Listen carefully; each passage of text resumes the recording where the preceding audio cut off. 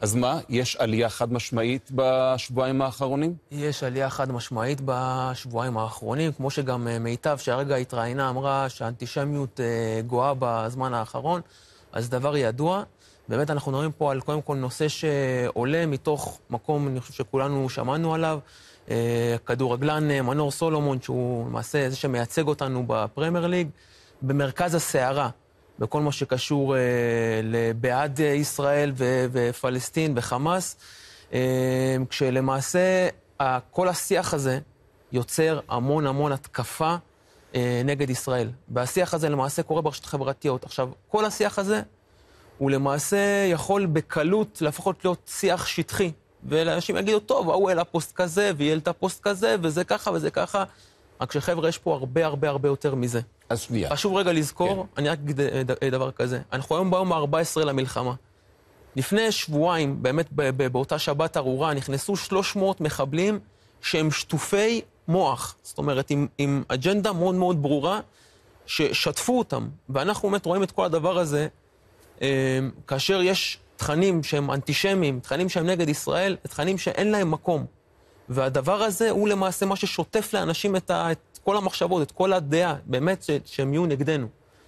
אז אני רוצה לשאול אותך לגבי זה. לפני שאנחנו מתחילים לדבר על הדוגמאות, רק מילה אחת, מיד התחילו גם הישראלים להילחם בתופעה הזאת, באופן, נכון. לא המדינה, אלא לא דווקא יוזמות פרטיות של אנשים, משפיעני רשת, כמו שאתה מכיר אותה מקרוב. נכון.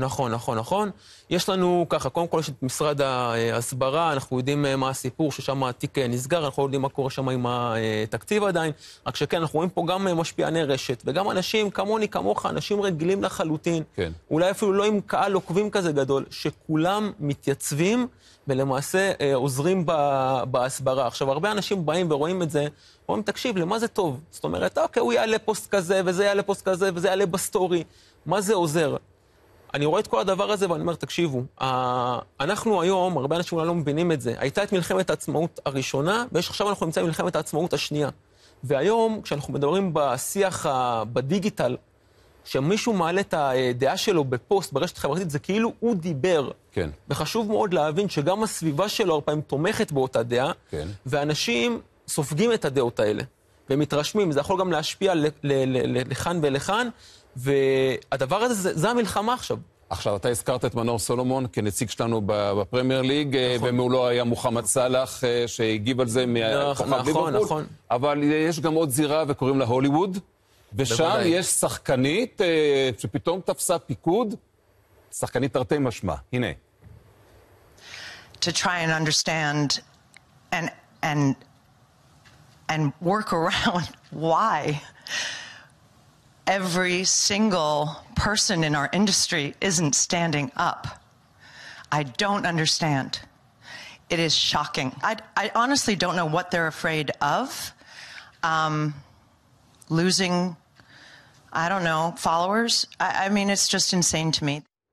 זו הייתה ג'וליאנה מרגוליס, מי שזוכר אותה מהאישה הטובה, מ-ER, ממורנינג שואו שעכשיו באפל TV, אבל ממול יש גם את הזמרת דואה ליפה שמגייסת כסף עבור ילדים בעזה ולא מתייחסת בכלל לטבח שהיה כאן בישראל, והם בעצם אלה הקולות לכאן ולכאן. נכון. חשוב להבין, תמיד, השיח תמיד יהיה בו את הקיצון. אוקיי, יש את המיינסטרים ויש את הקיצונים, לכאן ולכאן. ולמעשה הקיצון תמיד רוצה להתקרב למיינסטרים. חשוב מאוד להבין את זה. הקיצון מאוד רוצה להתקרב למיינסטרים, וכל עוד ייתנו לו, זה יקרה. אוקיי, ואנחנו באמת, כל המטרה שלנו בתנועה למאבק באנטישמיות ברשת, זה מה שאנחנו עושים. אנחנו גם נדבר באמת על פעולות שאנחנו עושים, רק שבאמת דבר כזה, כמו שראינו עכשיו, שדואה ליפה באה ומגייסת למעשה למען פלסטין, זה מצייר אותם באור, שבאמת אנחנו יודעים כמה היא מוכרת, וכמה אנשים, באמת, כמה עוקבים יש לה. אז מה אתם עושים בעניין? אז ספציפית נגד דואה ליפה זה יהיה מלחמה אחת, רק שאנחנו באמת קודם כל עושים איתור בכל הרשתות. באינסטגרם, בפייסבוק, בטוויטר, בטלגרם, לינקדין, עוד רשתות, קבוצות וואטסאפ אפילו אנחנו מגיעים, ולמעשה קודם כל מתעדים את הדבר, מדווחים עליו, לא יוצרים שום אינטראקציה. חשוב גם להגיד לצופים, אם אתם רואים פוסט שהוא אנטישמי, פוסט שהוא נגד ישראל, לא לייצר אינטראקציה, לא להגיב בתגובות עם כל הקושי. לא להגיב, לא לייק, לא שום דבר, לא שום ריאקשן, לתעד את זה, זה מה שאנחנו עושים, אנחנו מתעדים את זה, מדווחים על הפוסט, מאתרים את מי שהעלה את הפוסט ומדווחים גם עליו. כן.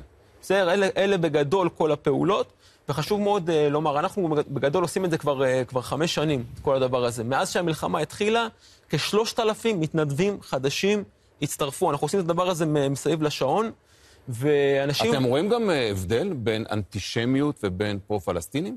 כן, כן, כן. יש פה, זה חד משמעית. אני אגיד רק דבר כזה.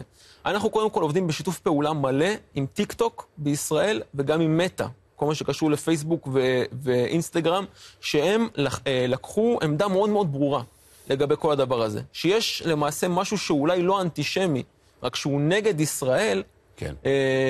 או שהוא בעד פלסטין, מטא, זאת אומרת פייסבוק ואינסטגרם וגם טיק טוק, מסירים את זה מיד.